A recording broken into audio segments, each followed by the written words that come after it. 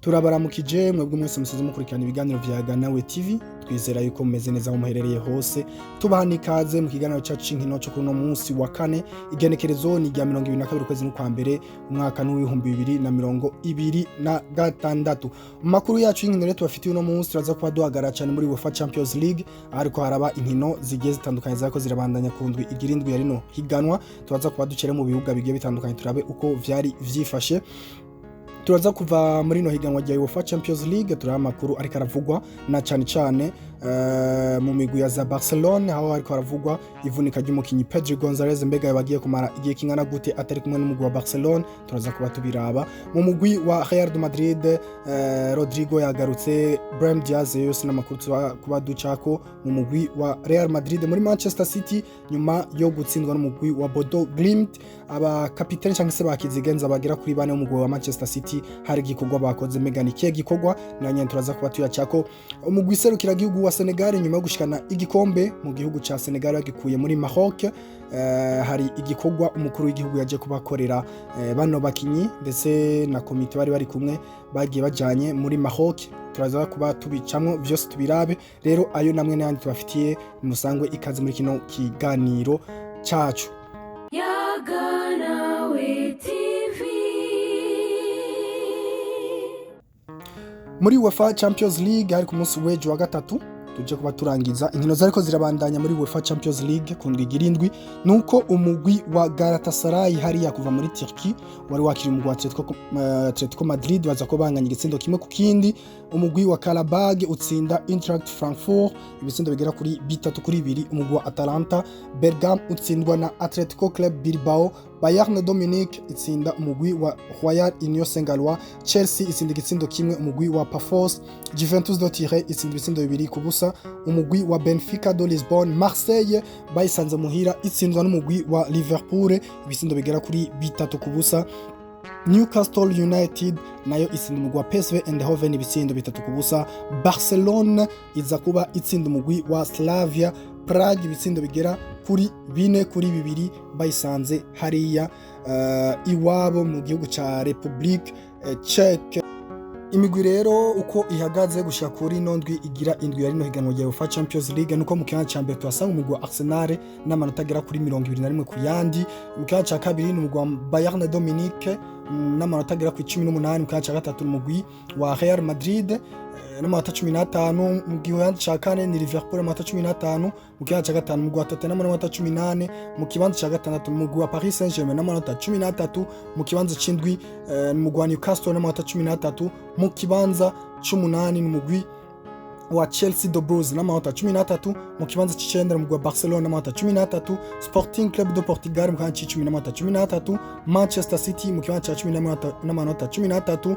Mu kibanza ca kabiri n'umugwi wa Atletico Madrid n'amanota 13. Mu kibanza ca 13 n'umugwi wa Atalanta Bergame. Mu kibanza ca kane n'umugwi wa Inter de Milan n'amanota 12. Juventus de Turin mu kibanza ca 15 n'amanota 12. Mu kibanza ca 16 umugwi wa Dortmund n'amanota 11. Mu kibanza ca 17 n'umugwi wa Galatasaray n'amanota 10. Mu kibanza ca 18 n'umugwi wa Karabag n'amanota 10. Marseille mu kibanza ca 19 n'amanota 9. Bayer 04 Leverkusen mu kibanza ca 20 n'amanota 9. Monaco mu kibanza ca 21 n'amanota 9. PSV Eindhoven mu kibanza ca 22 n'amanota 8. Atletico Club de Bilbao mu kibanza ca 23 n'amanota 8. Olympiacos Lopire mu kibanza ca 24 n'amanota 8. Napoli mu kibanza ca 25 n'amanota 8. Mu kibanza ca 26 n'umugwi wa Copenhagen n'amanota 8. Mu kibanza ca 27 n'umugwi wa Club Brugge kuva muri Belgique n'amanota agera ku ndwi. Bodo Glimt yatsinze Manchester City mu kibanza ca 28 n'amanota 6. Benfica de Lisbonne mu kibanza ca 29 n'amanota 6. Pafos mu kibanza ca 30 n'amanota 6. Union Royal Saint-Galois mu kibanza ca 31 n'amanota agera kuri 6. Umugwi wa Ajax d'Amsterdam mu kibanza ca 32 n'amanota 6. Eintracht Frankfurt mu kibanza ca 33 n'amanota agera kuri 4. Umugwi wa Slavia Prague mu kibanza ca 34 n'amanota agera kuri 3. Villarreal mu kibanza ca 35 n'amanota 1. nayo umugwi wa Kairat ari wo wanyuma ufise amanota agera kuri 10 inota rimwe mu kibanza ca 36. Imigwi ibiri gusa niyo imaze kuba imenyekana ko yaronse itike yo gukina kimwe c'umunani gishira icanyuma ca UEFA Champions League. Iyo migwi nayo si yindi n'umugwi wa Arsenal ndetse n'umugwi wa Bayern Dominique. Iyo niyo migwi rero igera kuri 2 imaze kubironka uburenganzira bwo gukina kimwe c'umunani gishira icanyuma direct itiriwe iraca mu nkino z'amajonje, ico twokwita inkino za barrage zo kurondera itike ya kimwe c'umunani gishira icanyuma. Tunayibutsa ko imigwi umunani ya mbere muri no migwi deje kubasomera yoyo ikironka itike rigenda vyihuse muri kimwe c'umunani gishira icanyuma, ariko kuva ku mugwi w'icenda gushika kwa 24 babanza guca muri barrage canke se mu nkino z'amajonjora kugira ngo bashobore kuja kurondera itike yo gukina kimwe c'umunani gishira icanyuma. Muri UEFA Champions League kandi nuko imigwi igera kuri 4 ariyo migwi imaze kuba imenyekana nayo ko yamaze kuba isezererwa itazobandanya muri kimwe c'umunani gishira icanyuma canke se ngishobora gukina inkino z'amajonjora. Iyo migwi nayo sini n'umugwi wa Eintracht Frankfurt mu kanca 33 n'amantagera kuri 4 n'umugwi wa Slavia Prague, umugwi wa Villarreal ndetse na Kairat. Iyo niyo migwi igera kuri 4 nayo imaze kuba imenyekana ko yasezerewe muri UEFA Champions League. Gushika muri kano kanya abakinyi batanu niyo bamaze kuba bagira ibitsindo vyinshi muri UEFA Champions League. Mu kibanza ca mbere tuhasanga Kylian Mbappe wa Real Madrid amaze kubatsinda ibitsindo bigera kuri 11 mu nkino zigera kuri 6. Harry Kane wa Bayern Dominique afise ibitsindo bigera ku ndwi mu kibanza ca kabiri. Mu kibanza ca gatatu n'uwitwa Anthony Gordon wa Newcastle United afise ibitsindo bigera kuri 6.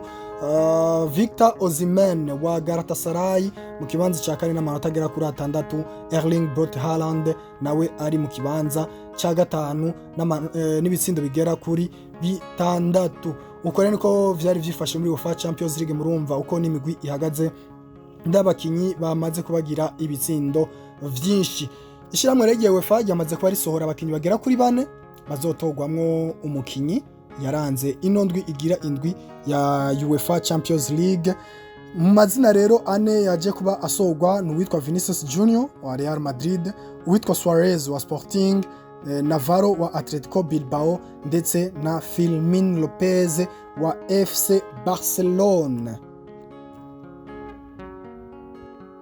Mu rukino rero umugwi wa FC Barcelona wari kuratsindamo umugwi wa Slavia Prague ibisindo bigera kuri 4-2. Nuko umugwi wa FC Barcelona waje kubuhatakariza uno musore wabo ariwe Pedri Gonzalez ataje no kuba marukino yaje kubasohoka agize ikibazo c'imvune. Ubu rero tuvugana nuko umugwi wa Barcelona wamaze kuba usohora itangazo umenyesha yuko uno mukinyi Pedri Gonzalez agiye kumara ikiringo kingana n'ukwezi kose hatariko araboneka mu mugwi wa FC Barcelona. Muri Real Madrid naho ni inkuru nziza twavuga ku bakunzi b'uno mugwi wa Real Madrid nuko umusore Rodrigo nyuma yo gusiba inkino zigera kuri 2 urukino rwa Levante ndetse n'urukino rwa Monaco muri UEFA Champions League, nuko uwitwa Rodrigo no munsi yaje kuba agaragara mu myimenyerezo ya bose, ndetse binategekanije ko Rodrigo azoba ahari ku rukino umugwi wa Real Madrid ugiye kubukina n'umugwi wa Villarreal ku munsi wa gatandatu. Rero umukinyi Rodrigo yamaze kuba agaruka avuye mu mvune, ariko kandi siwe wenyene yaje kuba agaruka ni witwa Brahim Diaz nyuma y'igihe kitari gito ari kumwe n'umugwi sekiro gihugu wa Maroc mu nkino z'igikombe ca Afrika ico twita CAN. Ni nawe nyene ubwiwe yamaze kuba agaruka mu myimenyerezo y'umugwi. Uko rero abo basore ari babiri Rodrigo ndetse na Brahim Diaz ku munsi wa gatandatu bazoba bahari mu rukino umugwi wa Real Madrid uzotana mu mitwe n'umugwi wa Villarreal. Iyindi nkuru twavuga mu mugwi wa Real Madrid nuko uwitwa Raul Asensio nawe biko biravuga ko ashobora kutazoboneka mu rukino umugwi wa Real Madrid uzotana mu mitwe n'umugwi wa Villarreal kubw'ikibazo c'imvune yagize. Ariko ikimaze kumenyekana cyo nuko uno munsi yakoze igice kimwe cy'imyimenyerezo, bikaba bitegekanijwe rero kuno munsi ariho aza gukorerwa ibipimo vyo kwa muganga. Rero nukurinda tukaraba ico ibipimo vyo kwa muganga bizoza kuba vyerekana nimba vyo kuno mukinyi Raul Asensio zoba ari kumwe n'umugwi wa Real Madrid ku munsi wa gatandatu. Ayandi makuru twababwira nuko umugwi wa Manchester City uno mugwi nyuma yuko utsindiwe n'umugwi wa Bodo Glimt hariya mu gihugu ca Norvege, bakizegenza bagera kuri 4 aribo Rodri, uwitwa Ruben Diaz, Bernardo Silva ndetse na Haaland. Bakizegenza bona umugwi wa Manchester City kubwo baratsinzwe bafise abafana ari babaherekeje muri ico gihugu ca Norvege n'ingene kiba gikanye cyane. Rero bano bakizigenza bano mugwi bafashe ingingo yo kuriha abakunzi bagera ku 374 baherekeje no mugwi wa Manchester City mu gihugu ca Norvege muri no kino bari bagiye gukina na Bodo Glimt, kubasubiza amahera bakoresheje yose berekeza mw'ico gihugu, haba ay'uburaro, ayo kwiyunguruza ndetse nayo kwinjira mu kibuga.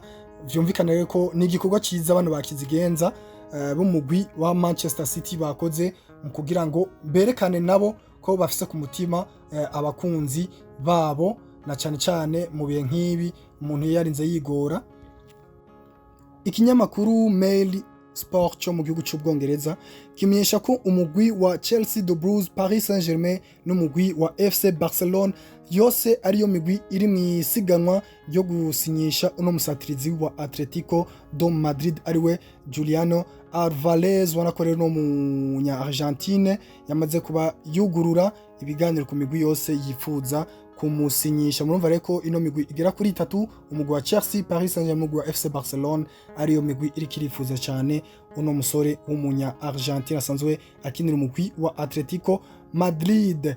Nyuma rero yuko abakinyi ndetse na delegation ya sport mu gihugu ca Senegal baje kuba bashika mu gihugu ca Senegal bazanye igikombe ca kane ya 2025 bagikura mu gihugu ca Maroc. Rero nyuma yo gushika nuko umukuru w'igihugu ca Senegal yitwa Bassirou Diomaye Faye yaje kuba atanga utuganuke tujye dutandukanye ku bakinyi, aho buri mukinyi w'umugwi serukiragihugu wa Senegal azohabwa amafaranga angana n'ibihumbi 115 vy'amanyaburaya. Murumva ko atari amahera make, n'amahera menshi cyane, ndetse n'ikibanza cy'ubutaka kingana metero kare 1,500 n'ubundi kuri buri mukinyi wese. Abagize ishirahamwe ry'umupira w'amaguru muri federation yahariya muri Senegal, buri muntu wese akora muri iryo shirahamwe azohabwa ibihumbi 75 vy'amafaranga y'amanyaburaya n'ubutaka bungana na metero kare 1000. Abajejwe amabanga ya ministire bari kumwe n'umugwi serukiragihugu wa Senegal hariya muri Maroc bazosangira amafaranga angana n'ibihumbi 465 y'amanyaburaya, ndetse hiyongereko n'ubutaka. Byumvikana ko ari igikorwa cyiza no mu president w'umugwi wa Senegal yaje kuba akorera umugwi serukiragihugu ku ruhande rw'abakinyi, abagize ishirahamwe ry'umupira w'amaguru ndetse na ministre bajejwe ivy'inkino muri ico gihugu ca Senegal. Inkuru twarangiriza ko nuko umufana w'umugwi serukiragihugu wa RDC benshi mwamenye ahagarara iminota 90 azwi ku izina rya Michel Kuka, uno batazira Lumumba. Uno mugabo rero kuva ahashikiye mu gihugu ca RDC witwa ako ari ministre ajejwe inkino n'ivy'imyidagaduro muri kino gihugu ca Congo, yaraye amushikirije imodoka shasha kubwo kumwereka urukundo n'icubahiro yahesheje igihugu ca Congo muri zino nkino za Afrika. Kino gikombe ca kane ca 2025 cabaye.